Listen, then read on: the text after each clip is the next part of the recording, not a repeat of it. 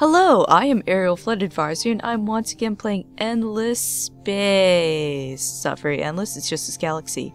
Anyway, I was going to do automatons, but then the Vaulters came out, so I'm going to talk about them for a little bit. That's their avatar, very awesome looking lady. Here's what they get. I'll talk about their affinity in a little bit. But first, Fearless Warriors, extra defense.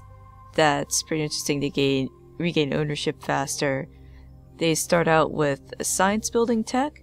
They get crowded planets, not quite as good as the Harmony or Horatio get it, but they get it. Legendary heroes. This is particularly interesting, the 20 hero XP on hiring. I'll show you a very fun way to abuse that in a little bit. Kitchen chemist, that's a new trait you can select. +1 science per pop on planet. Scientists, they get 10%. Black thumbs, lack of food. So they're kind of so funny, but not quite. They're not quite as good. But here's what they get instead. Defense buildings. Yes. There's 3 of them.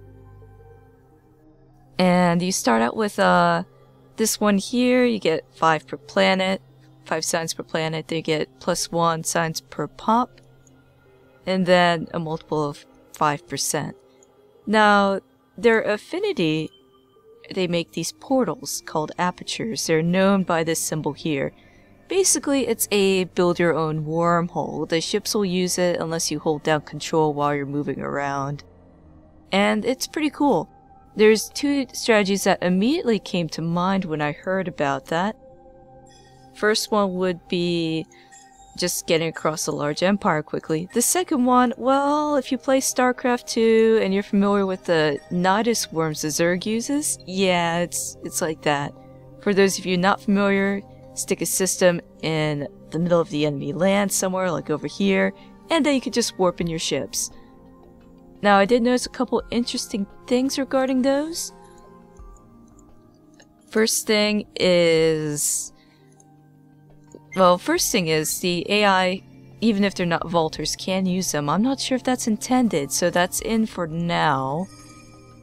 And I found that out by watching Cravers ships just fly through that. It was really scary. The other thing is you cannot use the aperture if the system's being defended, but you can warp into a defended system. I mean, blockaded system, I should say. Which can lead to some pretty interesting surprise attacks as well. Also, the portals called Aperture naturally have this other unique tech over here. 1% science per aperture, of course. Gotta have the science. And there's also this thing which is pretty neat. And they have a similar one over here. Basically, a lot of defensive stuff, really. Lots of defensive goodies. They're not quite as good at the science as the Sophons, and I'm forgetting to get heroes. I'll show you the thing I like to do with the heroes. First, we're going to get this guy. We're going to assign him to a system.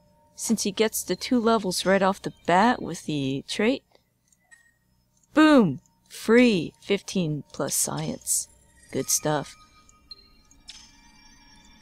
Anyway, a bit more talking about who the Vaulters are. They are a perk for pre-ordering Dungeons of the Endless. Not really a pre-order so much as it's like a founder pack you get, similar to how Endless Space was when it came out. You could either get the normal game or you could buy the extra pack that's got all the goodies and such. I'd say it's worth it if you have the money just for the race, and Dungeons of the Endless looks pretty cool too. I'll be giving that a shot sometime, but I've been busy playing around with these guys.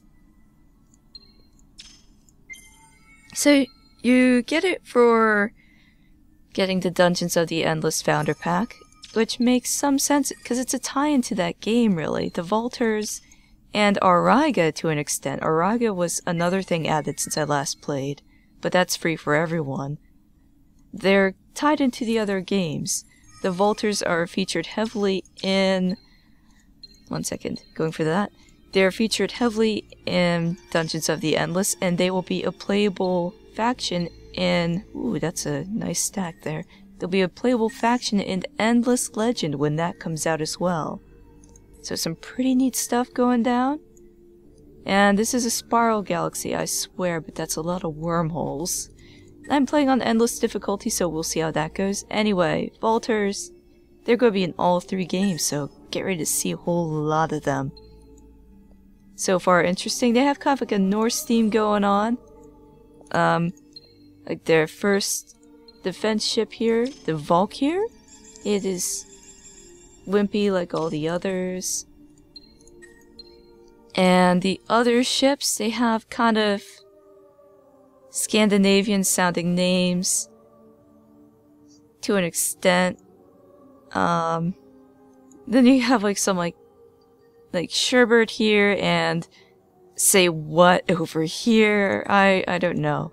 I have no idea how to pronounce it, so I'm not going to try. But I would happily call them Sherbert and say what. We'll go with that. We'll stick with that. There's my science boosts. I need to find another place to colonize really quick, because I really want to abuse that science thing. I found out I could get applied Casimir effect by turn 15 doing that. Yep, applied Casimir effect.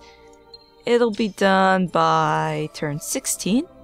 Pretty good. I really like it. Nice big science boosts. Good stuff. Now, this is endless difficulty. I am playing on the Spiral Galaxy map. I do have a AI Vaulter faction thrown in here somewhere. When they appear, they will be the dark green computer. Just trying to get rolling here. I'm going to probably go for another science victory again, but considering its endless difficulty, I need to be way more defensive than I was before. Alright, let's get another hero going. Let's get the endless guy. Scientist system. There we go. There we go. Good stuff. 4 turns. Yep, it'll complete by turn 15. Let's see. What should I do then? Let's get that. These two get relativistic economics. It's going to be a lifesaver. Ooh, I picked up things that researched those for me already. Good stuff. Get this, because that gives defense and science. Can't argue with that, really. Oh, hello, a new hero, but oh no. They switched out my other corporate guy. Oh well. Administrator's good too. I'll need to plunk him on some system here for the ship production. That's a nice system for dust, but not for production. Industry, whatever. I always mix up the terms. Oh, this would be a nice one. I'll keep Lysath in mind. Got a nice big arm to take over too. Which is good. I'm not going to try to make a push for the middle, because I don't really want to go too wide. That tends to, anger the AI, incur their wrath when you're right next to them. They don't really like being next to you via wormhole as well. Oh hey! Thank you, random events! Oh, they're perfect. I love that So Fun Hero. But yeah, you'll notice if you mouse over their opinion of you in the diplomacy screen. Actually, you have to go to the trade screen to see it. It'll tell you why they're upset with you. And they have more points if there's a string link that they don't like than they do if there's a wormhole link if they don't like. Oh, whoops. Come on, ship. Explore. Be free. What am I getting now? Oh, more 10% science. Jesus Christ. A lot of science. Science all over the place. Get those. Oh, don't have anything with that just yet. Let's see. I'm going to do that. Ah, you're still on auto. Well, let's take you off auto, because I don't want him flying into a spiral arm that's hostile until we get all the yummy random event stars. Go on, explore, get me goodies. Oh, another one of these. Wow. I have like 30% boost right now.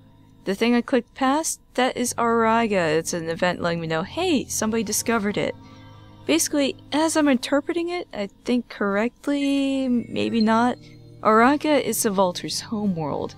Or at least it's a world that they hung around on long enough that it became their homeworld. And this was millennia ago. And then things happened. They had to leave. The planet became inhospitable and they had to float around for a little bit and the planet just became legend. One of the reasons it became legend too was that it's a big sciencey planet. There's a bunch of endless stuff in there, lots of old laboratories. Basically what the planet is, it has a wonder on it. And it'll show up with like a purple circle around it. Like you see how this planet up here, it's got the yellow circle. Well, Auriga gets a purple one to show that it is especially special. And when you upgrade this wonder, you fix it up, you get a massive science boost. And when you explore the moon, you get an even bigger science boost. So it's a pretty crazy good thing. However, the thing is, you don't really get access to its full power until late game anyway, when you've pretty much already won by science at that point, in most cases. It's still pretty cool. It's a fun thing to look at. It doesn't look like too much at first because it's just a barren planet with some stuff on it, but then when you activate it, there's all these like lights pulsing and it's fun. I'll try to find it just so we can at least have a look at it here.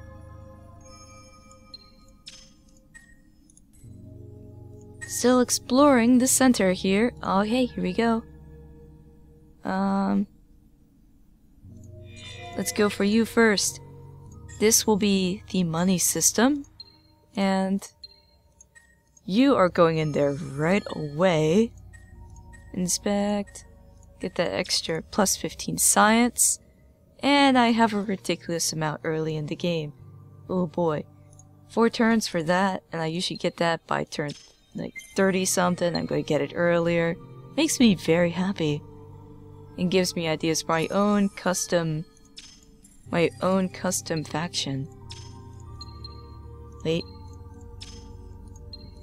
There we go. More science. And then I'll work on production a bit, so we're not completely in the dust. Hello! Is that the amoeba? Hello, amoeba. Hello. Oh yeah, by the way, as you may have noticed, the ships have a neat little texture on them, but it's the same model as the United Empire and Sheridan ships, which is a bit of a shame.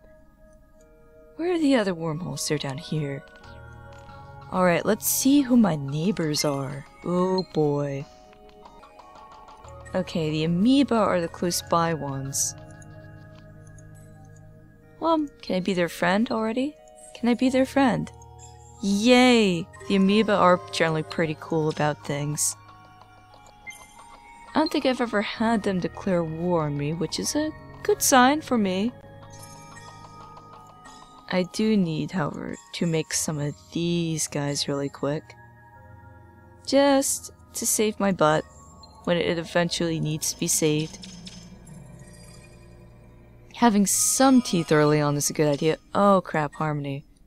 I say oh crap because they will tend to win by either Wonder or Science Victory by turn 160. And Science Victory is particularly annoying because if you watched my last series, you know why. The Pangalactic Society, that last tech you need, it doesn't notify anyone that you're about to win with that tech until you're already 33% done and you've got like 5 turns to go. There's nothing you can do about it at that point. The Wonder Victory, it'll trigger when you research... 1 second. It'll trigger when you research... Come on. This one down here, Endless Empire. It'll trigger right there and it'll update as you build the 5 wonders. But no, Science Victory ignores the ends of the other trees, these here, and just focuses on this. Kind of a shame. Who's the last one? Vaulters, yes, that's of course. Of course. I did that one on purpose. They have their own little portals. I can't use their portals. It has to be a one that you own, you can't use anyone else's. But apparently even non-Vaulter AI, or non-Vaulter players in general I should say, are able to use Vaulter portals even if they are not Vaulters. Very interesting and scary development, I was not expecting that. And then a whole bunch of giant Craver fleets started warping around everywhere and I was like, I'm losing this game. No Cravers in this map though, thankfully. They're a fun opponent, but they can do some pretty crazy crap sometimes. I do think this will be a short recording session though. Just wanted to make sure I got a nice video out with showing like the basics of this new faction. I hope I covered everything that was pretty important. I'm afraid I don't know much about the lore at this point beyond that they are featured in all 3 games and they're a very, very ancient faction that I think they came from Arago, or at least they, like I said, have been there long enough that it might as well have been a homeworld. Anyway, thank you for watching. Please remember to like, subscribe, and such. I will complete this game, just not right now. Anyway, I'll see you guys next time. Goodbye.